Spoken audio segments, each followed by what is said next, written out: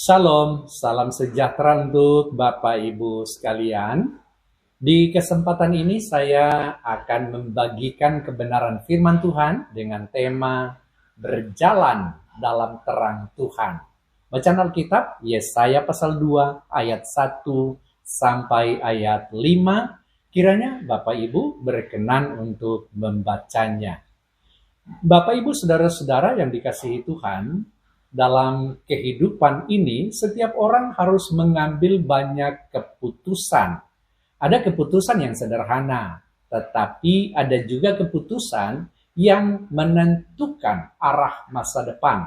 Setiap pilihan yang kita ambil akan membawa kita ke suatu jalan.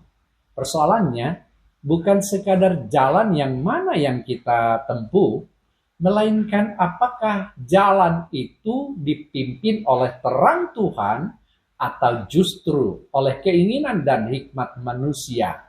Tanpa terang Tuhan, seseorang dapat merasa yakin sedang berada di jalan yang benar, padahal ia sedang menjauh dari kehendak Tuhan. Sebaliknya, ketika hidup dipimpin oleh terang Tuhan, setiap langkah memperoleh arah pengharapan dan tujuan yang lebih benar. Seseorang dapat berjalan dengan cepat, tetapi jika jalannya gelap, dia tetap berisiko tersesat. Sebaliknya, seseorang yang berjalan perlahan, tetapi memiliki terang, akan lebih mudah mencapai tujuan dengan selamat.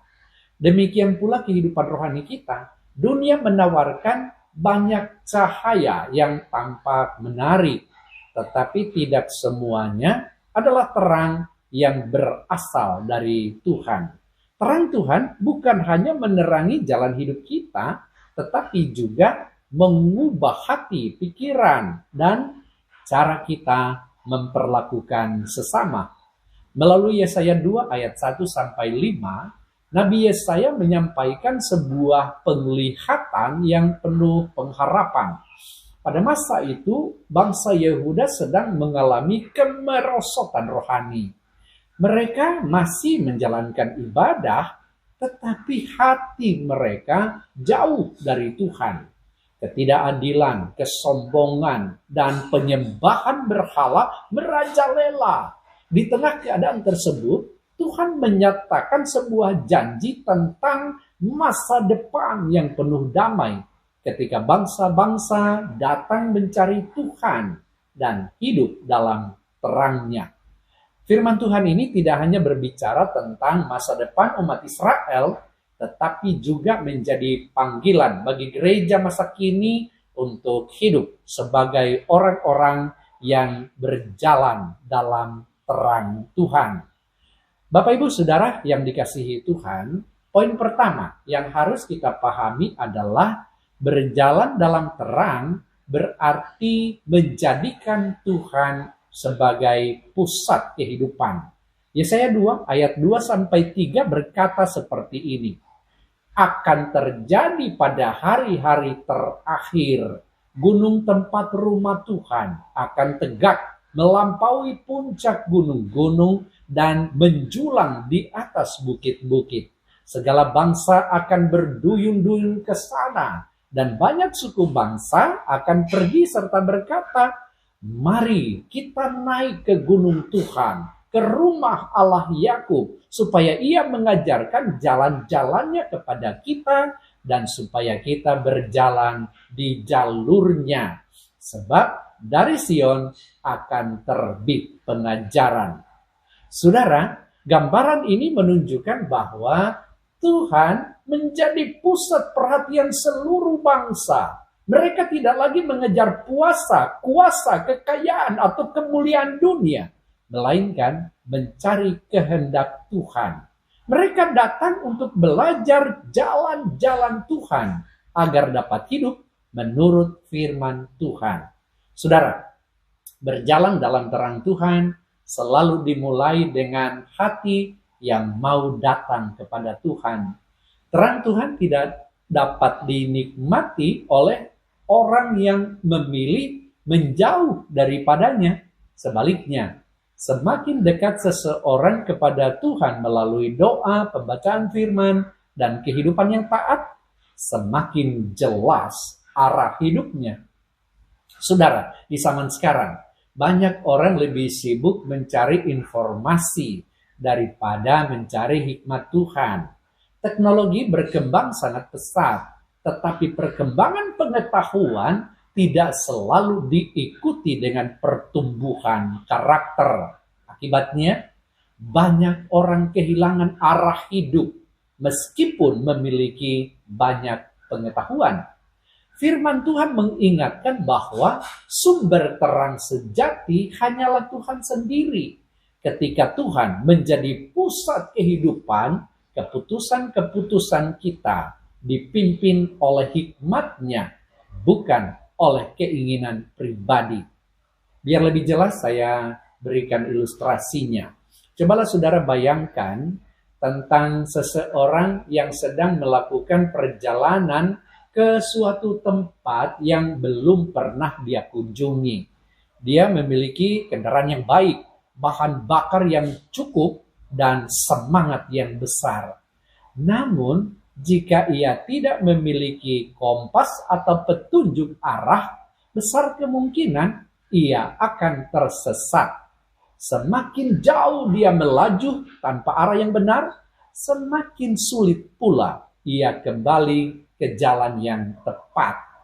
Demikian pula saudara dengan kehidupan kita sebagai orang percaya, kemampuan, pendidikan, pengalaman, bahkan keberhasilan tidak cukup untuk menjamin bahwa seseorang sedang berada di jalan yang benar. Firman Tuhan adalah kompas kehidupan yang menunjukkan arah yang benar. Ketika Tuhan menjadi pusat kehidupan, setiap keputusan dan langkah kita akan dipimpin oleh kehendak-Nya sehingga kita tidak mudah tersesat oleh nilai-nilai dunia ini. Bapak Ibu, saudara-saudara yang dikasihi Tuhan, poin kedua adalah berjalan dalam terang menghasilkan damai yang nyata. Ayat 4. Ayat ini merupakan salah satu nubuat yang paling terkenal dalam kitab Yesaya. Pedang-pedang mereka akan ditempa menjadi bata bajak dan tombak-tombaknya menjadi pisau pemangkas. Pedang melambangkan peperangan, sedangkan mata bajak melambangkan kehidupan yang menghasilkan. Tuhan sanggup mengubah alat penghancur menjadi alat pembangunan. Artinya, ketika manusia hidup di bawah pemerintahan Tuhan, permusuhan berubah menjadi persaudaraan, kebencian berubah menjadi kasih, dan kekerasan berubah menjadi perdamaian. Damai yang Tuhan berikan bukan sekadar tidak adanya konflik, tetapi hadirnya hubungan yang dipulihkan dengan Allah dan sesama. Bapak Ibu Saudara yang dikasihi Tuhan, di beberapa wilayah pegunungan di Mamasa dikenal budaya gotong royong ketika masyarakat membuka atau mengolah lahan pertanian. Pekerjaan yang berat tidak dikerjakan sendirian, melainkan dilakukan bersama-sama. Setiap keluarga saling membantu tanpa memandang status sosial. Suasana kebersamaan itu menciptakan hubungan yang erat dan damai di tengah masyarakat. Orang-orang lebih memilih bekerja sama daripada saling bersaing atau bermusuhan karena mereka memahami bahwa keberhasilan bersama lebih bernilai daripada keuntungan pribadi. Saudara, gambaran ini mengingatkan kita bahwa terang Tuhan selalu membawa manusia kepada kehidupan yang membangun kebersamaan, bukan perpecahan. Orang yang berjalan dalam terang Tuhan akan menjadi pembawa damai di tengah keluarga, gereja, dan masyarakat. Dia tidak mudah menyulut konflik, tetapi berusaha menghadirkan kasih, pengampunan, dan persatuan. Karena itu, setiap orang percaya dipanggil menjadi alat damai Tuhan. Kita dipanggil untuk membangun, bukan merusak, menyatukan, bukan memecah, mengampuni, bukan membalas. Bapak, Ibu, Saudara yang dikasihi Tuhan, poin terakhir yang ketiga adalah berjalan dalam terang adalah sebuah keputusan setiap hari. Ayat 5. Bagian terakhir dari perikop kita ini berbunyi, hai kaum keturunan Yakub, mari kita berjalan dalam terang Tuhan. Perhatikanlah bahwa Yesaya tidak berkata, tunggulah terang itu datang. Tidak. Terang Tuhan sudah tersedia. Yang dibutuhkan adalah keputusan untuk berjalan di dalamnya.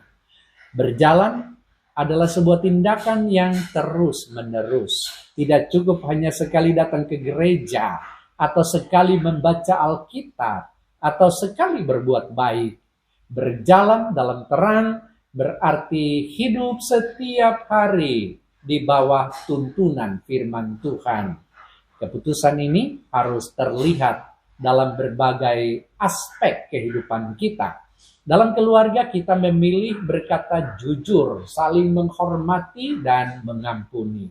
Dalam pekerjaan kita memilih bekerja dengan integritas dan tidak melakukan kecurangan.